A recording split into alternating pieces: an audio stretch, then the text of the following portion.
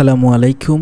গত ইন্ট্রোডিউস পার্টে আমরা দেখেছি কোর জাভাস্ক্রিপ্টকে প্রাইমারিলি 4টি সেকশনে ডিভাইডেড করা হয়েছিল এবং 4টি সেকশনের বিভিন্ন টপিকসগুলো আপনাদের সামনে ইন্ট্রোডিউস করা হয়েছিল।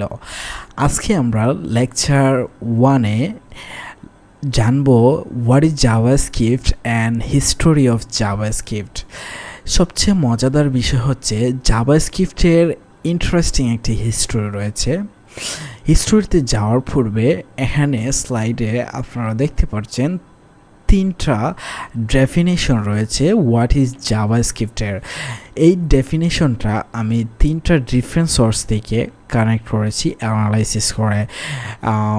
প্রথমটা কালেক্ট করেছি গুগল থেকে, দ্বিতীয় ডেফিনেশনটা আমি নিয়ে আসছি computer.org থেকে এবং 3 নম্বর যে ডেফিনেশনটা রয়েছে সেটা আমি নিয়ে আসছি w3school.com থেকে।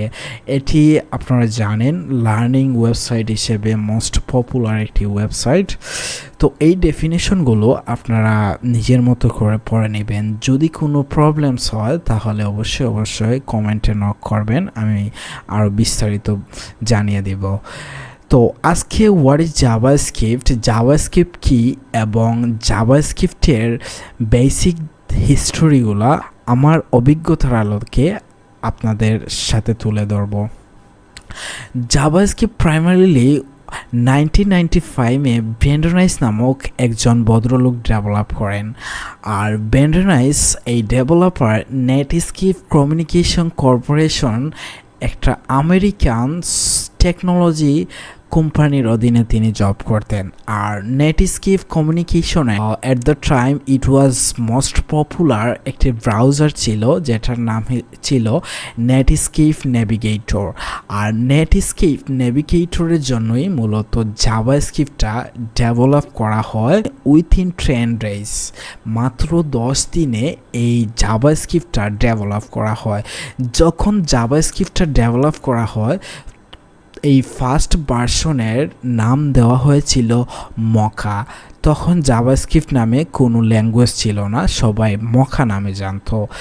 তার পরবর্তীতে এই মকাকে পরিবর্তন করে এই ল্যাঙ্গুয়েজের নাম দেওয়া হয়েছিল লাইভ স্ক্রিপ্টের পরে এই ল্যাঙ্গুয়েজকে ফাইনালি দেওয়া হয়েছিল JavaScript. At the time Java programming language was the most popular. তখন মার্কেটে জাভা প্রোগ্রামিং খুবই জনপ্রিয় ছিল। আর জাভা প্রোগ্রামিংকে অনুসরণ করে মূলত এই প্রোগ্রামিংয়ের নামকরণ করা হয়েছিল জাভাস্ক্রিপ্ট। তাহলে আমরা বেসিক হিস্ট্রি জানতে পারলাম জাভাস্ক্রিপ্ট কীভাবে গ্র্যাজুয়ালি ভার্সন নাম চেঞ্জ হয়ে ফাইনালি জাভাস্ক্রিপ্টের রূপান্তর নিল।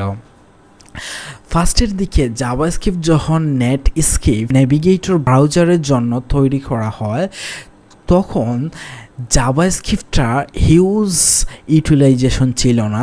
শুধু ব্রাউজারের স্ট্যাটিক পেজের বিভিন্ন animation, event handling, ড্রম manipulation and pop up ম্যানেজমেন্টের জন্য ইউজ করা হতো। যখন EX6 ভার্সনটা রিলিজ করা হলো তখন জাভাস্ক্রিপ্ট মোর পাওয়ারফুল ফরম্যাটে চলে আসলো।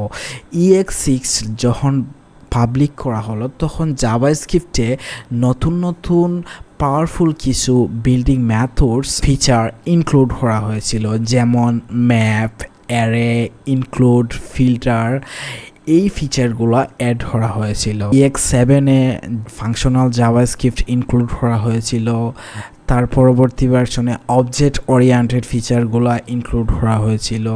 পরবর্তীতে জাভাস্ক্রিপ্টের most powerful feature asynchronous JavaScript যে ফিচারগুলো আছে সেগুলো ইনক্লুড করা হয়েছিল।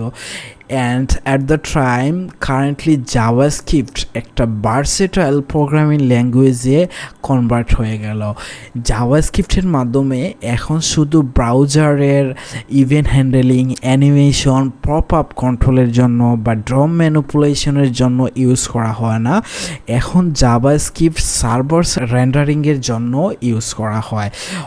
Not only server side and browser ম্যানিপুলেশনের জন্য জাভাস্ক্রিপ্ট রিয়েক্টের মাধ্যমে রিয়েক্ট নেটিভ যেটা মেটা বা ফেসবুক ডেভেলপ করেছে সেইটার মাধ্যমে বিভিন্ন ফ্রেমওয়ার্কস অ্যান্ড টুলস ইউজ করে আমরা জাভাস্ক্রিপ্ট প্লাস রিয়েক্ট দিয়ে অ্যান্ড্রয়েডস অ্যান্ড আইওএস অ্যাপস তৈরি করতে পারি।